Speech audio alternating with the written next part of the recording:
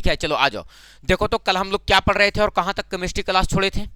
पदार्थ का वर्गीकरण। और पदार्थ के वर्गीकरण में सर हम लोग किसका गुण पढ़ लिए थे? तो गैस का गुण, ठोस भी पढ़ लिए थे, द्रव भी पढ़ लिए थे और गैस का भी गुण पढ़ लिए थे, है ना। तो पदार्थ का केवल और केवल 3 ही अवस्था नहीं है, मुख्यतः पदार्थ का कितना अवस्था है? 3 अवस्था। यानी सर मुख्यतः देखा जाए तो मुख्यतः पदार्थ का कितना अवस्था? मुख्यतः पदार्थ का अवस्था कितना होगा? पदार्थ का अवस्था। तो मुख्यतः पदार्थ का क्या अवस्था? तो कहेंगे मुख्यतः पदार्थ का 3 अवस्था। पहला को क्या बोल रहे थे? ठोस।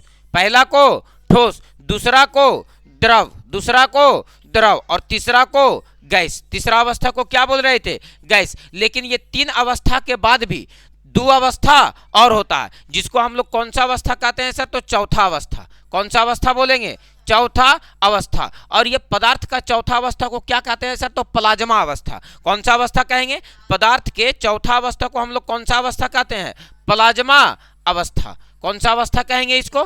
प्लाज्मा अवस्था। और आपसे क्वेश्चन एकदम सीधा सीधी पूछता है कि पदार्थ के चौथी अवस्था को क्या कहा जाता है? तो कहेंगे पदार्थ के चौथी अवस्था को क्या कहा जाता है सर? तो प्लाज्मा अवस्था। कौन सा अवस्था कहेंगे? तो प्लाज्मा अवस्था, है ना। इसका खोज जो था वो विलियम क्रुक्स किया था। किसने किया था सर? तो विलियम क्रुक्स। ये जो प्लाज्मा अवस्था है इसका जो खोज किया था वो कौन किया था सर? तो कहेंगे विलियम क्रुक्स किया था। कौन किया था सर? तो विलियम क्रुक्स।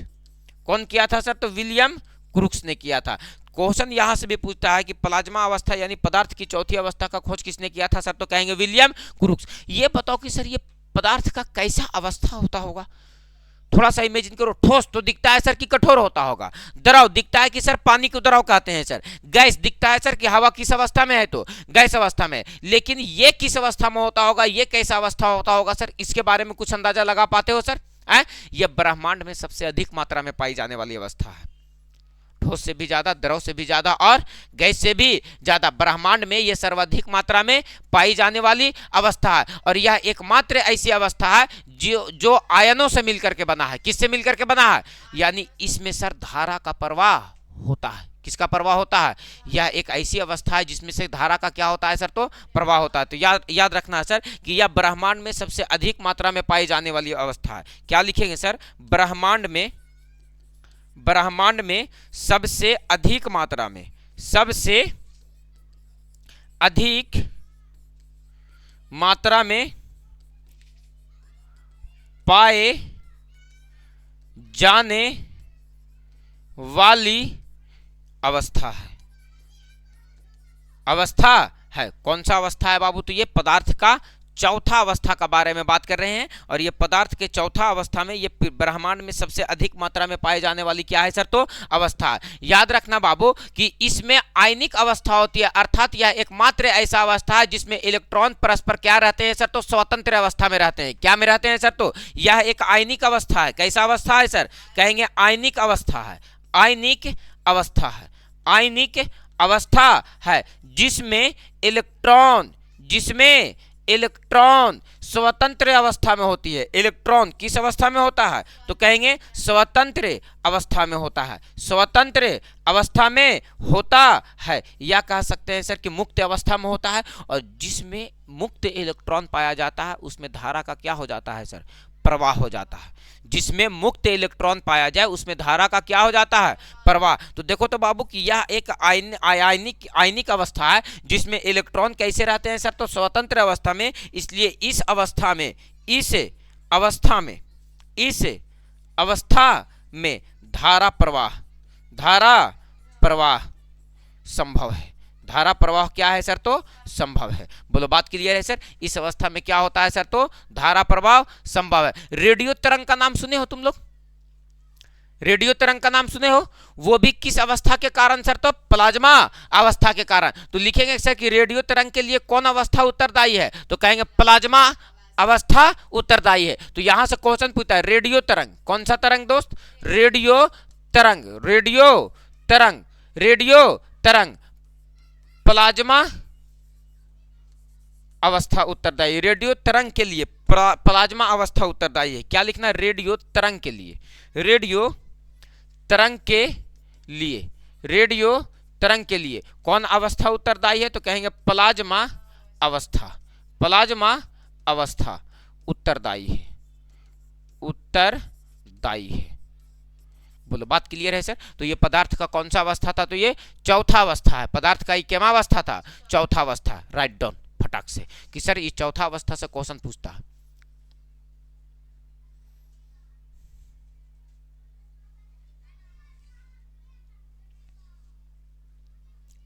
याद रखना, उच्च ताप के कारण, किसके कारण सर? उच्च ताप के कारण, उच्च ताप के कारण, उच्च ताप के कारण तारों पर, किस पर बाबू? तारों पर प्लाज्मा अवस्था पाई जाती है। तारों पर प्लाज्मा अवस्था पाई जाती है।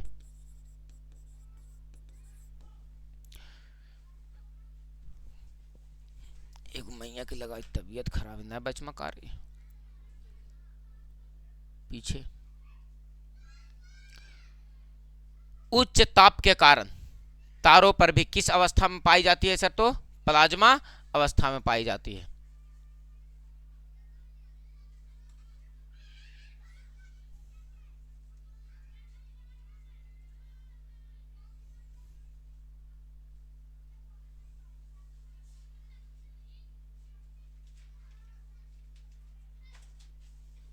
हो गया। ये द्रव का केमा अवस्था था सर? तो चौथा अवस्था। आपसे सीधा सीधा क्वेश्चन पूछता है कि द्रव का चौथा अवस्था कौन सा है सर? तो कहेंगे प्लाज्मा अवस्था। द्रव का कौन सा अवस्था चौथा अवस्था कहलाता है? तो कहेंगे प्लाज्मा अवस्था। एक अवस्था और है जो पदार्थ का, वो कौन सा अवस्था है सर? तो BEC, वो पदार्थ का पांचवा अवस्था उसको कहा जाता है। पदार्थ का उसको पांचवा अवस्था बोलेंगे।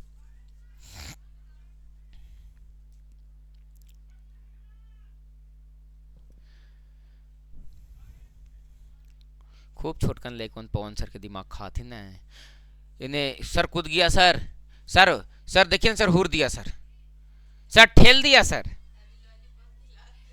सबके लॉलीपॉप खिला रहे थे, खिला रहे थे।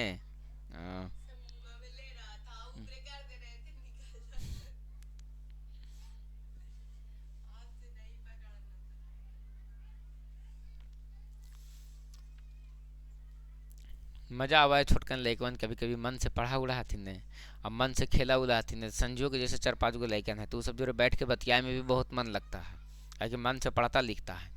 एगो वहाँ से एगो बच्ची आती है तो टोला पर से पढ़ने, पापा का नाम को, एगो तो अनिल भैया की बेटी आती है, गुंजन के भाई आता है नहीं, और एगो और छोटी बच्ची आती है, कुछ नाम है साक्षी। हाँ बहुत छोटी है और इतना मेहनत करती है ना, वो बहुत मेहनत से पढ़ती है। और सब आएगी, सबसे पहले तो यहाँ जो कोचिंग का टास्क रहेगा उसको क्लियर करेगी, और बाद कहेगी कि सर तनी सुन समय दे दीजिए सर, तनी सुन थोड़ा सा हमारा टास्क बना दीजिए। कहा ले रहे स्कूल में टास्क बहुत मना मिला है सर, हम ही पर तनी सुन पूछ के अब बना लेंगे, और पूछ के स्कूल वाला सब टास्क बना लेना है यहाँ भी, और ओकर बाद कोचिंग का भी टास्क मैनेज करना है और स्कूल का भी मैनेज करना है यहीं बैठ के।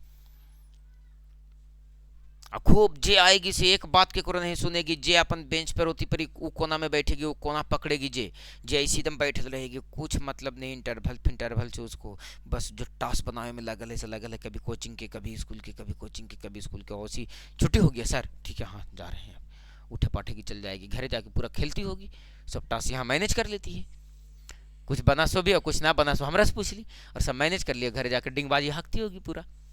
चलो आ जाओ, क्लियर है सर।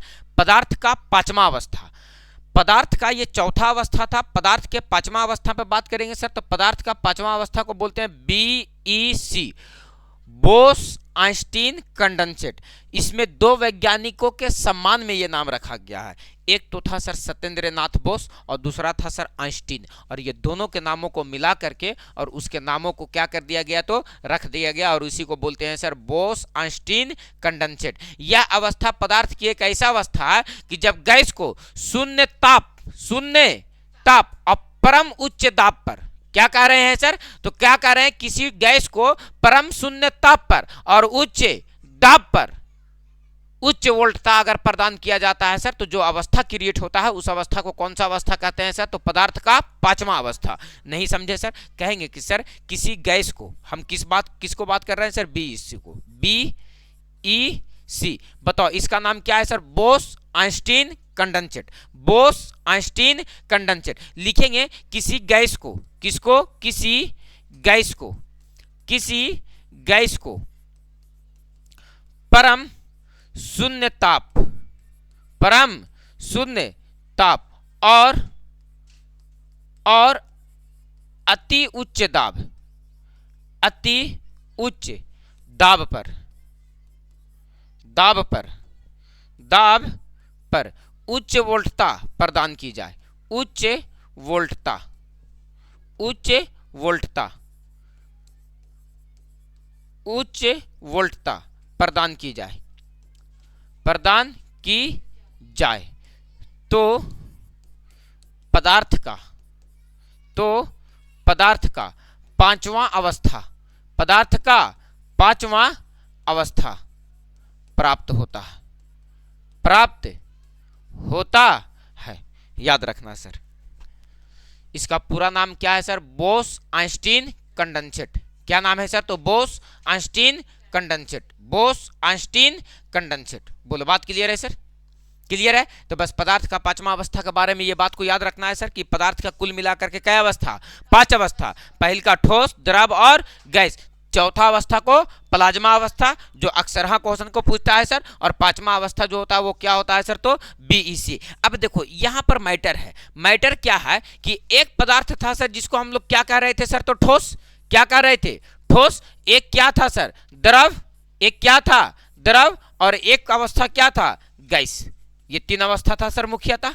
पदार्थ का मुख्यतः कितना अवस्था? तीन अवस्था। देखो, जब ठोस पदार्थ, कौन सा पदार्थ? जब ठोस पदार्थ, क्या कह रहे हैं कि जब ठोस पदार्थ, जब ठोस पदार्थ, क्या कह रहे हैं सर? जब ठोस पदार्थ, तीर का निशान देखना, जब ठोस पदार्थ क्या में बदल जाए सर? द्रव में, तो इस प्रक्रिया को हम लोग पिघलना कहते हैं। क्या कहते हैं सर? पिघलना। इस प्रक्रिया को क्या कहते हैं? पिघलना। लेकिन अगर कोई द्रव पदार्थ क्या में बदल जाए सर? ठोस में। क्या में बदल जाए? अगर कोई द्रव पदार्थ क्या में बदल जाए? ठोस में बदल जाए। इस प्रक्रिया को हम लोग क्या कहते हैं सर? तो द्रव ठोस में बदल गया तो इस प्रक्रिया को हम लोग जमना कहते हैं। क्या कहते हैं सर? तो जमना कहते हैं। जैसे पिघलना का उदाहरण दे अगर कोई, तो पिघलना का मतलब क्या समझे सर? तो पिघलना का मतलब होता है सर कि बर्फ से पानी बनना, बर्फ से पानी बनना, बर्फ से पानी बनना, बर्फ से पानी बनना। तब ना कोई ठोस पिघल जाएगा तो द्रव अवस्था में हो जाएगा। तो कौन होगा सर? तो बर्फ को देख लो सर, पिघल जाएगा। तो इस प्रक्रिया को क्या कहेंगे? पिघलना। अगर कोई द्रव पदार्थ जम करके ठोस में हो जाता है सर, तो इस प्रक्रिया को क्या कहेंगे? जमना। और जमना का उदाहरण पूछे सर तो जल से बर्फ बनना या पानी से बर्फ बनना। तो जल से बर्फ बनना, जल से क्या बनना? बर्फ बनना। बोलो, बात क्लियर है सर? लेकिन अब एक बात बताओ कि अगर द्रव गैस में बदल जाए, द्रव क्या में बदल जाए?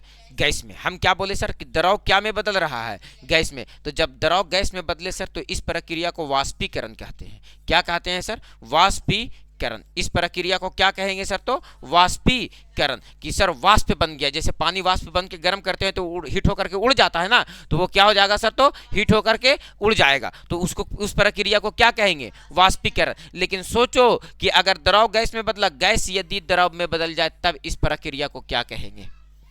गैस अगर क्या में बदल जाए?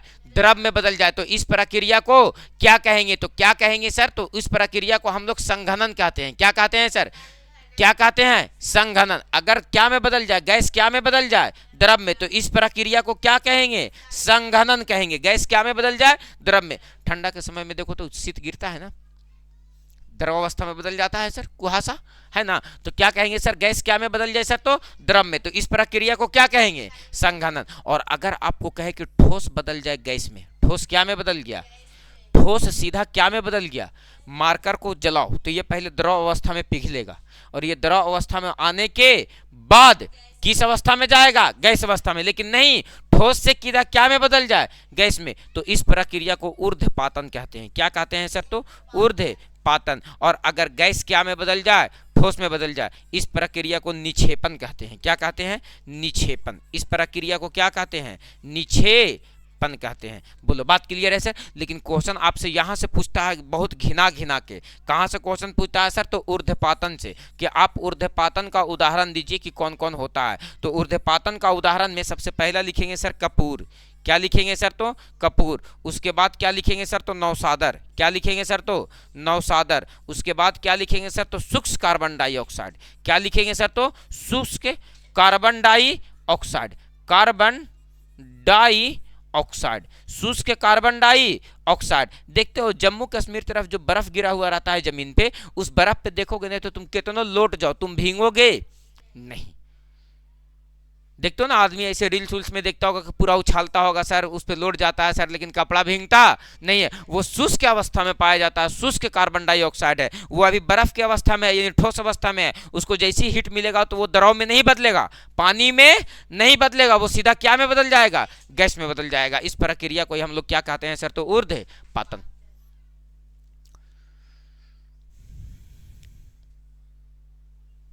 डन है।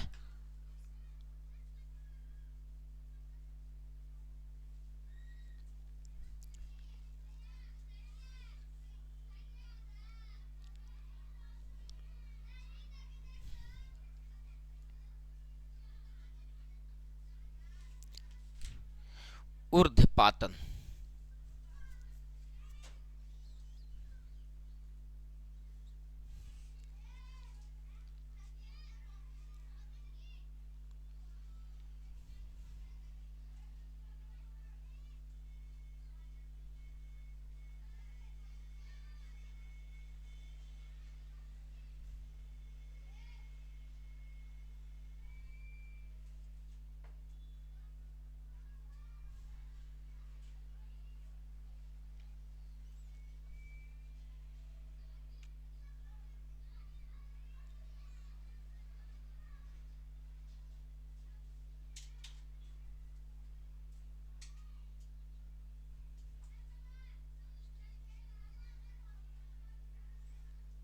हो गया? क्लियर है? ध्यान देना, हम क्या कह रहे हैं? हम ये कह रहे हैं कि सर ये पदार्थ का क्या था सर? तो अवस्था में परिवर्तन। तो सर कौन किस में बदलेगा? तो बताओ, पता चल जाएगा ना सर कि जो कौन किस में बदलेगा तो उसको क्या कहेंगे सर? और यहां से याद रखना बाबू, ऊर्ध्वपातन का उदाहरण हमेशा क्वेश्चन पूछता है कि ऊर्ध्वपातन का उदाहरण देते। क्या लिखेंगे सर? कपूर, नौसादर और शुष्क कार्बन डाइऑक्साइड। शुष्क कार्बन डाइऑक्साइड यानी कार्बन डाइऑक्साइड को ठंडा कर दिया जाएगा तो वो दोबारा से क्या बन जाएगा सर? तो बर्फ बन जाएगा। उसी को बोलते हैं शुष्क कार्बन डाइऑक्साइड। बोलो बात क्लियर है सर? आ जाओ थोड़ा सा यहाँ देखना कि जब हम लोग तत्व को, पदार्थ को पढ़ रहे थे सर, तो पदार्थ को सबसे पहले दो भागों में बांटे थे। कितने भागों में बांटे थे? पदार्थ को कितने भागों में बांटे थे? दो भागों में। सबसे पहला भाग में क्या था सर? तो भौतिक गुण के आधार पे। किस गुण के आधार पे? भौतिक गुण के आधार पे। और दूसरा बांटे थे रासायनिक गुण के आधार पे। तो एक बात बताओ, भौतिक गुण के आधार पे तीन तरह से बांटे थे सर। एक को क्या बोले थे? ठोस। एक को क्या बोले थे? द्रव। और तीसरा को क्या बोले थे? गैस। बताओ, ठोस को भी देख लिए, द्रव को भी देख लिए और गैस को भी देख लिए। अब हम लोगों को पढ़ना है किसके आधार पे सर? तो रासायनिक गुण के आधार पे। रासायनिक गुण के आधार पे दो तरह से, एक को बोले थे शुद्ध पदार्थ और दूसरा को बोले थे अशुद्ध पदार्थ। एक को क्या बोले थे? शुद्ध पदार्थ और दूसरा को क्या बोले थे? शुद्ध पदार्थ किसको कह रहे थे? शुद्ध पदार्थ को भी दो भागों में बांटे थे। एक को बोले थे तत्व और एक को बोले थे यौगिक। एक को बोले थे तत्व और एक को बोले थे यौगिक। एक बात याद रखना बाबू कि शुद्ध पदार्थ उसको बोलते हैं जो समान प्रकार के कणों से मिलकर के बना होता है सर। उसमें अलग अलग प्रकार के कण नहीं चाहिए। तो उस हिसाब से तो खाने पीने वाला सामान सबके सब अशुद्ध हो गया सर। जैसे पानी अशुद्ध पदार्थ है, लेकिन किस दृष्टि से? वैज्ञानिक के दृष्टि से। पानी जो है वो कैसा पदार्थ है? अशुद्ध पदार्थ है। खाना जो है वो कैसा पदार्थ है? अशुद्ध पदार्थ है। किस दृष्टि से? वैज्ञानिक के दृष्टि से। लेकिन आपको हम पढ़ाने जा रहे हैं अब कि रासायनिक गुण के आधार पर हम लोग पदार्थ को बांटेंगे सर। और उसमें से सबसे पहला तत्व ये क्या मिलेगा सर? तो तत्व। शुद्ध पदार्थ में क्या मिलेगा सबसे पहला पढ़ने के लिए? तत्व। और यहां से केयर करना है कि सर ये तत्व क्या होता है सर, ये एलिमेंट क्या होता है। इंग्लिश में क्या बोलते हैं इसको? एलिमेंट। क्या बोलेंगे सर? एलिमेंट। इसको क्या बोलते हैं सर? तो तत्व। लिखेंगे बाबू कि जो समान प्रकार के कणों से या समान प्रकार के कणों का क्या होता है बाबू, तो समूह को क्या कहते हैं सर, तो तत्व कहते हैं। क्या कहते हैं सर, तो तत्व कहते हैं। फॉर एग्जाम्पल के तौर पे यदि देखा जाए तो हाइड्रोजन पर थोड़ा सा नजर डालो तो आपको पता चलेगा कि सर ये हाइड्रोजन है और इस हाइड्रोजन में केवल और केवल हाइड्रोजन के कण है, इसमें किसी दूसरे का कण नहीं है। थोड़ा सा केयर करोगे तो जैसे लिखो H2O जल है ये, तो इसमें हाइड्रोजन के भी कण है और ऑक्सीजन के भी कण है। लेकिन अगर केवल और केवल हाइड्रोजन पे बात किया जाए तो इसमें केवल और केवल किसके कण है। अगर ऑक्सीजन की बात किया जाए तो ऑक्सीजन के कण में केवल और केवल ऑक्सीजन के ही कण है। वायु में न ऑक्सीजन भी है, नाइट्रोजन भी है, कार्बन डाइऑक्साइड भी है। तो वायु, ऑक्सीजन का मतलब वायु नहीं होता है, वायु तो मिश्रण है। वायु क्या है, लेकिन ये जो ऑक्सीजन है ये क्या है, तत्व है। ये जो ऑक्सीजन है क्या है, क्योंकि ऑक्सीजन में केवल और केवल क्या है, ऑक्सीजन के कण है। लेकिन वायु में देखा जाए सर तो ऑक्सीजन के भी कण है, नाइट्रोजन के भी कण है, कार्बन डाइऑक्साइड के भी कण है, कुछ कुछ अकीरिय गैस भी है, धूल कण भी है। तो उसमें कई एक चीजों का मिश्रण है वो। लेकिन आप केयर करोगे तो ऑक्सीजन में तो केवल और केवल आपको क्या दिखेगा सर, तो ऑक्सीजन दिखेगा। यानी सर ये समान प्रकार के परमाणुओं से मिलकर के बना होता है, इसलिए हम लोग इसको क्या कहते हैं सर, तो तत्व कहते हैं। क्या कहते हैं, इसको भौतिक या रासायनिक विधि द्वारा अलग नहीं किया जा सकता है। जैसे मान लो कि सोना है, ये क्या है सर, तो सोना। तो इस सोना को जितना टुकड़ा कर दो ये सोना ही ना रहेगा, लेकिन पानी को अगर तुम टुकड़ा करते हो तो वो हाइड्रोजन और ऑक्सीजन दो भागों में बढ़ जाएगा। बोलो यस या नो सर। तो इसको क्या कहता है सर कि इसमें समान प्रकार के कण होते हैं, इसमें कण अलग अलग नहीं होते हैं। उसी को हम लोग क्या कहते हैं सर, तो तत्व कहते हैं। जैसे में सोना हो गया, जैसे में चांदी हो गया, जैसे में चांदी का संकेत क्या होता है, Ag, सोना का संकेत क्या होता है, Au, सोना का संकेत Au, चांदी का संकेत Ag। जैसे में कॉपर हो गया, कॉपर का संकेत Cu, जैसे में एल्युमिनियम हो गया, ये सब के सब क्या है बाबू, तो कहेंगे तत्व है। एल्युमिनियम हो गया, संकेत क्या होता है, Al। तो ये सब के सब क्या है, तो कहेंगे तत्व के कैटेगरी में आते हैं। इसमें सब में एक ही प्रकार के कण पाए जाते हैं सर, इसीलिए इसको क्या कहते हैं सर, तो तत्व कहते हैं। अभी तक ज्ञात तत्वों की संख्या 118 हो गया है। ज्ञात तत्वों की संख्या कितना हो गया है, 118। तो थोड़ा सा केयर करना है बाबू कि ये जो तत्व है, इस तत्व में थोड़ा सा केयर करना है कि अभी तक जो ज्ञात तत्व है, कौन सा तत्व की बात कर रहे हैं, ज्ञात तत्वों की संख्या। ज्ञात तत्वों की संख्या जो है वो कितना है सर, तो 118। 118 ज्ञात तत्वों की संख्या कितना है, 118। अब इस ज्ञात तत्वों को हम लोग 3 भागों में बांट देते हैं। पहले तो एक बात बताओ कि जो ज्ञात तत्वों की संख्या 118 है, इसमें से 92 तत्व जो है, कितने तत्व की बात कर रहे हैं, 92 तत्व, यानी 92 तत्व जो है वो प्राकृतिक है। क्या है बाबू, तो प्राकृतिक। 92 तत्व क्या है, प्राकृतिक, यानी सर प्राकृतिक के द्वारा है सर। जैसे लोहा एक प्राकृतिक तत्व है, एल्युमिनियम एक कैसा तत्व है, प्राकृतिक तत्व है, सोना एक कैसा तत्व है, प्राकृतिक तत्व है। तो ऐसे ऐसे 118 तत्व में से जो 92 तत्व हैं वो क्या है सर, तो प्राकृतिक है। लेकिन कितना तत्व और बच गया, तो बच गया 26 तत्व। ये जो 26 तत्व है ये क्या है सर, तो मानव निर्मित है। ये क्या है सर, तो मानव निर्मित तत्व है। बताओ 92 तत्व क्या पाए जाते हैं सर, तो प्राकृतिक, और 26 तत्व क्या पाए जाते हैं सर, तो मानव निर्मित। लेकिन बात वहां नहीं करना है सर, बात यहां करना है कि जो 118 तत्व है, इस 118 तत्व को हम लोग 3 भागों में बांट करके पढ़ते हैं सर। एक को बोलते हैं सर क्या सर, तो धातु, एक को क्या बोलते हैं सर, तो अधातु, और एक को क्या बोलते हैं सर, तो उपधातु। ये क्या है सर, तो तत्व को हम लोग कितने भागों में बांट देते हैं सर, तो 3 भागों में। एक को क्या बोलते हैं सर, तो धातु, दूसरे को क्या बोलेंगे अधातु, और तीसरे को क्या बोलेंगे उपधातु। तो ये बात को हम ना धातु, अधातु और उपधातु को एक शानदार सा चैप्टर है तुम लोगों को पढ़ना, धातु, अधातु और उपधातु। उसी में हम इस चैप्टर, इस बात को क्या करेंगे सर, तो पूरा का पूरा पढ़ाएंगे। किसको सर, तो धातु, अधातु और उपधातु को। लेकिन याद रख लेना कि कुछ कुछ जो होता है बाबू, जिसको हम लोग धातु कहते हैं, उसमें चमक पाया जाता है, ये प्रायः कठोर होता है। क्या होता है सर, कठोर होता है। लेकिन यहां से याद रखना सर कि जो मुख्य टॉपिक है कि इसके बाह्य सेल में, कौन सा सेल में, बाह्य सेल में 1, 2, 3 इलेक्ट्रॉन होते हैं। कितने इलेक्ट्रॉन होते हैं, अधातु वाले के बाह्य सेल में कितने इलेक्ट्रॉन होते हैं, सर कहेंगे कि 4, 5, 6, 7 इलेक्ट्रॉन होते हैं। और उपधातु वाले के बाह्य सेल में कितने इलेक्ट्रॉन होते हैं सर, तो देखो बोरॉन। क्या लिखोगे सर, तो बोरॉन। तो hydrogen 1, helium 2, lithium 3, beryllium 4, boron 5, boron 5। और बोरॉन का इलेक्ट्रॉनिक विन्यास करो तो बताओ 5 होता है सर, तो इसके बाद सेल में कितना होता है सर, तो 2,3।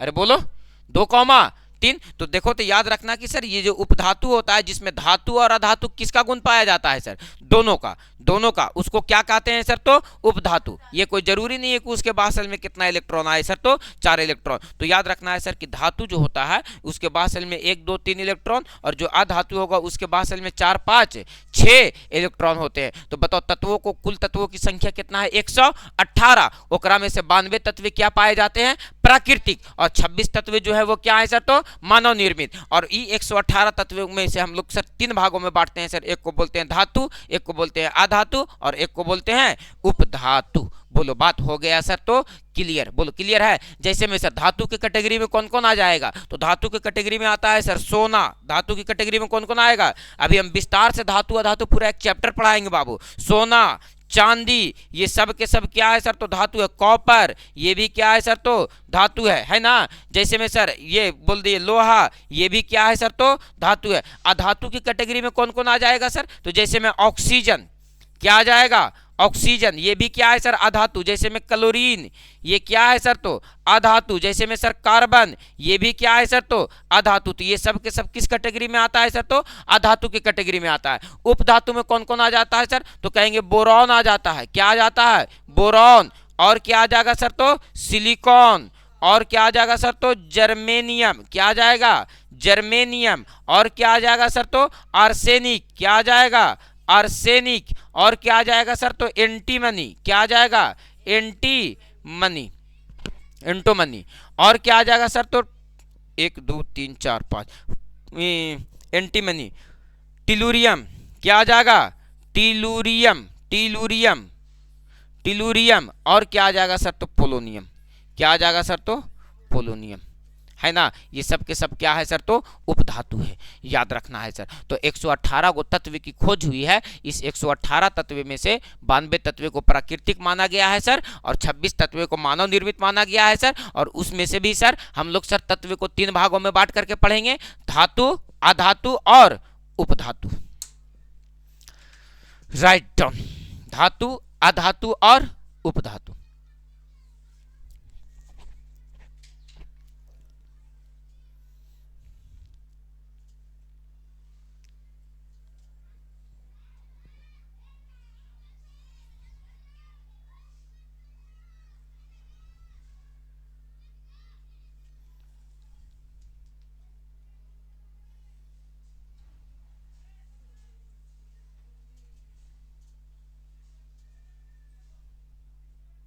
हो गया, हो गया, तत्व क्लियर हुआ। तत्व के बाद थोड़ा सा हेडिंग डालना बाबू, जिसका नाम क्या है सर, तो यौगिक। और आज का तुम लोगों का लास्ट टॉपिक है, थोड़ा सा केयर करना बाबू की यौगिक। एक चैप्टर समाप्त किया है, लेकिन इसी चैप्टर से रिलेट करके अगला चैप्टर में हम लेकर के गए हैं, ठीक ना। ये नहीं कि कह के पढ़ाएंगे कि एक चैप्टर समाप्त के लिए अगला दिन एक क्वेश्चन आंसर करा देंगे पदार्थ का, ठीक ना, कि हमारे आस परिवेश के जो पदार्थ थे उसको। यौगिक पे थोड़ा सा केयर करना कि यौगिक क्या होता है सर। अभी अभी हम लोग पढ़ करके आ रहे थे सर, तो पढ़ करके आ रहे थे तत्व। किसको पढ़ करके आ रहे थे, तत्व। तत्व का सूक्ष्मतम कण जो होता है, तत्व का सूक्ष्मतम कण, तत्व का सूक्ष्मतम कण, इसको क्या कहते हैं सर, तो परमाणु कहते हैं। क्या कहते हैं सर, परमाणु कहते हैं। क्या कहते हैं, तत्व का जो सबसे छोटा कण होता है उसको क्या कहेंगे, परमाणु। लेकिन अभी आप चर्चा क्या करने जा रहे हैं, यौगिक। ये यौगिक क्या कहता है सर, कि जब 2 या 2 से अधिक, जब 2 या 2 से 2 या 2 से अधिक, 2 या 2 से अधिक तत्वों को निश्चित अनुपात में, किस अनुपात में, निश्चित अनुपात में, निश्चित अनुपात में क्रिया करवाने से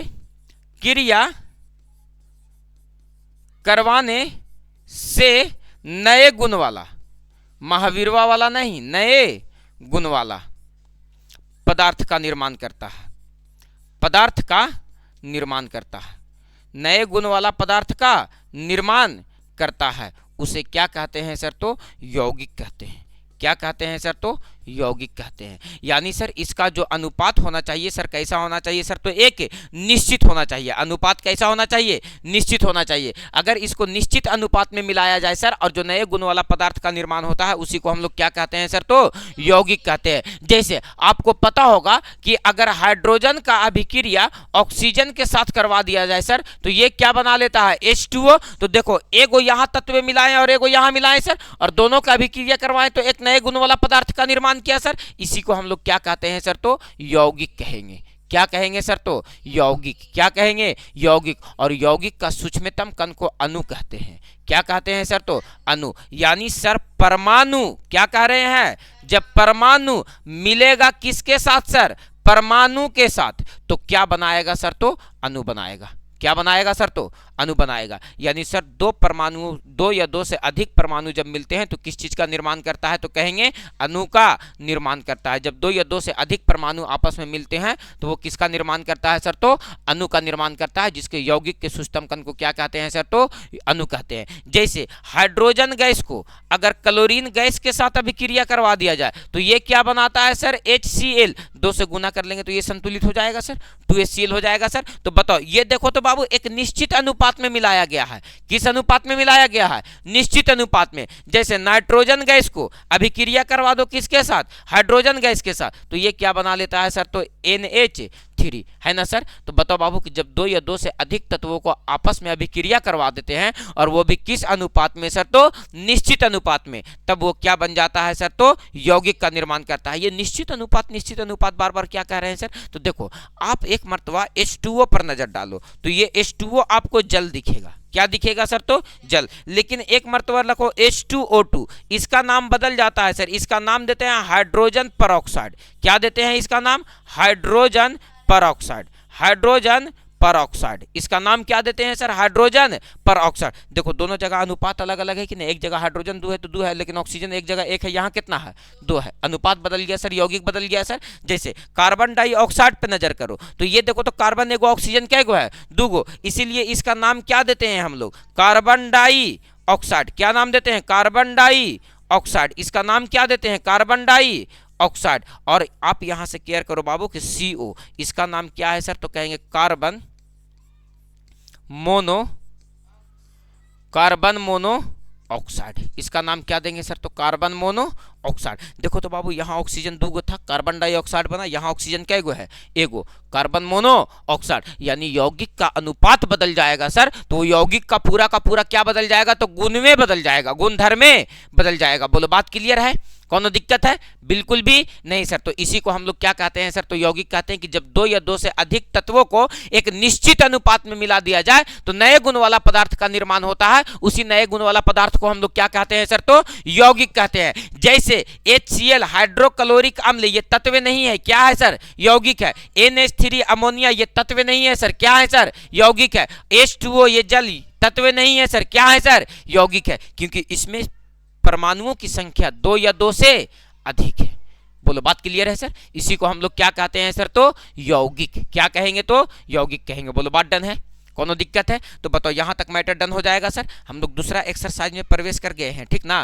पहला एक्सरसाइज का कल क्वेश्चन आंसर हम 30 गो करवाएंगे तुम लोगों से कि सर क्वेश्चन कैसे कैसे पहले का एक्सरसाइज से पूछता है, पहली बात। दूसरी बात कि ये वाला बात जितना लिखा गया है मैया, ठीक है ना, आज फिर इतना लिखाए हैं और कल फिर इतना लिखाएंगे, और रटने के लिए छोड़ना नहीं। जो बात रटने वाला है उसको रटते चलो, ये नहीं कि चैप्टर मिलेगा इंतजार करेंगे, काहे उस दिन भी रटना ही पड़ेगा और आज भी रटना ही पड़ेगा। इसीलिए पहले से ध्यान रखो कि पहले से ही रटते चलो, और जो जो ठोस ठोस बात होगा उस बात को हम बताते चलेंगे कि कहाँ से रटना है। जैसे कल केमिस्ट्री से हम एक ठरिया लिखेंगे कि कहाँ से रटना है। बात समझ में आया, क्लियर है, क्लियर है। तो इतना टास्क पूरा कर लेना, पहली बात। दूसरी बात कि तुम लोग क्लास 10 का मैथ है ना, तुम लोगों के पास मैथ का किताब है ना, उस मैथ के किताब को अगले दिन से लेके आना। तब सर अब दूसरा के दे दिलिए थे, फिर मांगवे ओकरा से। कोई पब्लिकेशन का किताब होगा, हमको उससे कोई वास्ता नहीं है, ठीक ना। हम पहले इस बात का तुमको भरोसा दिलवाएंगे कि सारा क्वेश्चन उलट उलट गाइड से भी दिखवाएंगे और किताब से भी दिखवाएंगे कि देखो कै % क्वेश्चन टैली कर जाता है यहाँ से यहाँ। यानी सर मेहनत करना अभी भी कहाँ है, तो वहाँ। हम तो इधर पढ़ेबे करेंगे अभी, ठीक ना, लेकिन चुप्पे चुप्पे मेहनत किताब से 9-10 का करते रहना है बाबू। पॉलिटेक्निक एग्जाम निकालने का सरल उपाय है 9-10 बेहतर करो पहले। बात समझ में आया। शुरुए से कहते थे ना, लइकवन के तो शुरुए से कहिए कि बाबू मेहनत कर, अभी ठीक कर, आगे आसान हो जाएगा। लेकिन बात लइकन के पत्ते नहीं चलता, हम हियाँ मेहनत करवे, आगे कहीं कोई चीज़ आसान हो जाता है, आगे थोड़ा ना तोप चलाना है सर जो आसान हो जाता है, ऐसा नहीं है बाबू। पीछे जितना बेहतर बेस जिसका रहेगा ना, आगे उतना ही होगा बेहतर, ठीक है ना। तो तुम लोग 10 का सारा paper physics chemistry math, physics chemistry math, ये तीनों बुक को पहले व्यवस्था करो, 9th का भी और 10th का भी, ठीक है ना। चाहे नहीं मिलता है तो सर एकाओ केकरो से लेंगे, एक रुपया तो लगना है, रख के फोटो कॉपी करवा लेंगे, चैप्टर बाई चैप्टर, सीधी सी उपाय है। बात समझ में आया ना। थोड़ा सा खर्चा बैठेगा सर, 1-2 रुपये होता ना तो होली में धर के रंग अबीर उड़ा देते आदमी, ठीक है। तो थोड़ा सा व्यवस्था बैठा लेने का है, व्यवस्था हो जाएगा, उसके बाद एकदम तैयारी एकदम सटीक तरीके से करना है। तुम लोग गाइड का व्यवस्था करो कि सर गाइड कहाँ मिलेगा, गाइड नहीं है, गाइड खरीदो ना, मिल जाएगा कोई भी किताब, गाइड भी खरीदो, एक आध बच्चा जैसे कोई प्रीवियस ईयर्स खरीद लो, ठीक ना, और कोई बच्चा गाइड भी खरीद लो। बात समझ में आया, कोई प्रीवियस ईयर्स खरीद लो, कोई गाइड भी खरीद लो, बाकी तो सारा को तो क्वेश्चन तो यहाँ बोर्ड पे हम खोलबे करेंगे, है ना।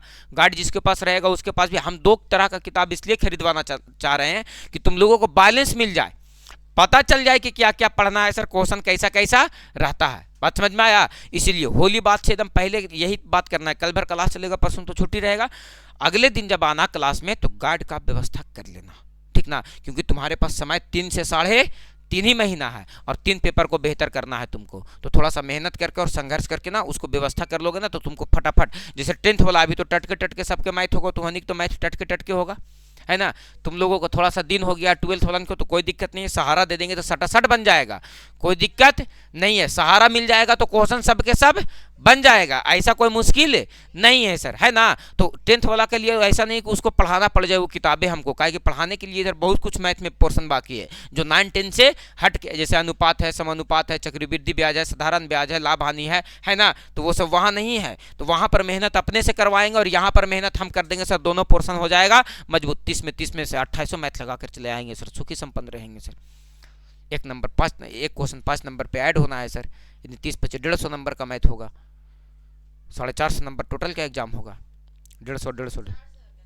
हाँ, बात समझ में आया। उसी पे रैंक तुम्हारा डिसाइड हो जाएगा, तो थोड़ा सा मेहनत करना है सर, है ना। वो तुमको ऑब्जेक्टिव देखने में लिखेगा लेकिन रैंकिंग बनाएगा 5 नंबर पे। बात समझ में आया। तो कुल खींच करके उसको ले जाएगा 450 नंबर पे और उसी पे रैंक बनाएगा तुमको। बात समझ में आया। तो थोड़ा सा व्यवस्था के साथ पढ़ना है। बाकी हम PDF देंगे तुम लोगों को, क्लास थोड़ा सा चले दो, होली बाद आवे दो, थोड़ा सा लेकर आओ 2-4-5 गो है तो उस सबको थोड़ा सा आवे दो, ताकि हम तुम लोगों को PDF भी देंगे, जैसे चैप्टर बाई चैप्टर पढ़ा रहे हैं ना, तो सारा का PDF तुम लोगों को दे देंगे पहले ही, ठीक है। नोट्स भी बनाते चलना है, PDF भी, जो बात PDF में मिलेगा वो नोट्स में नहीं, जो बात नोट्स में मिलेगा वो PDF में नहीं, तो कुछ बात मिला जुला करके और पूरा का पूरा क्लियर हो जाएगा। बोलो ठीक है। छोड़ते हैं आज का क्लास यहीं तक, पढ़ावे के तो आज मन ना करे थे, हमरा कहीं का है।